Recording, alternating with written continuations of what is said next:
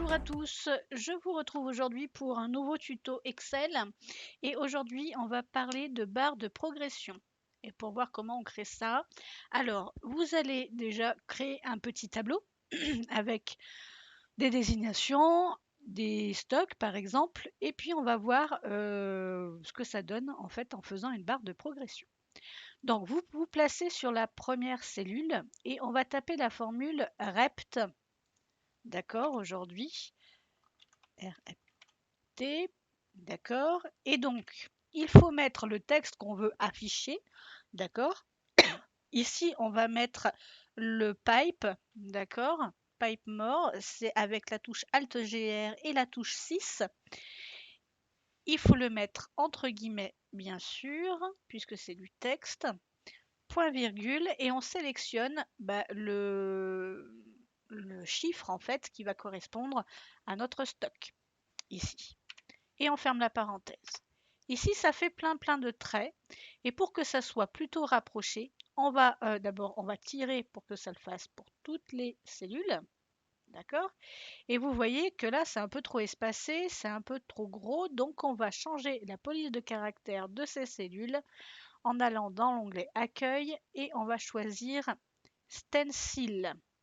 C'est une police qui est très rapprochée. D'accord. Alors, stencil, elle est où? C'est ici. Hop. Et vous voyez, là maintenant, on a une barre de progression. Alors, on peut utiliser un outil qui se met dans Excel qui s'appelle QTools.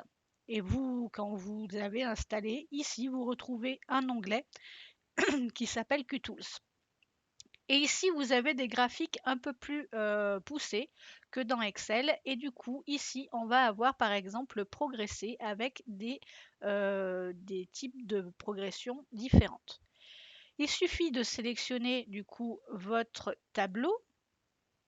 D'accord. Vous allez aller dans graphique, progresser et vous allez choisir le graphique que vous souhaitez. Donc là, ce serait plus une progress bar chart. On va l'utiliser et ça va nous créer notre graphique de progression. Donc là, on voit bien que du coup, il prend bien notre tableau. Voilà. Et là, on va pouvoir agrandir un petit peu pour voir un peu mieux. Et voilà, nous avons notre graphique. On peut choisir et changer les couleurs, bien entendu, comme vous le souhaitez. Par exemple, je vais prendre celle-ci et on voit mon graphique.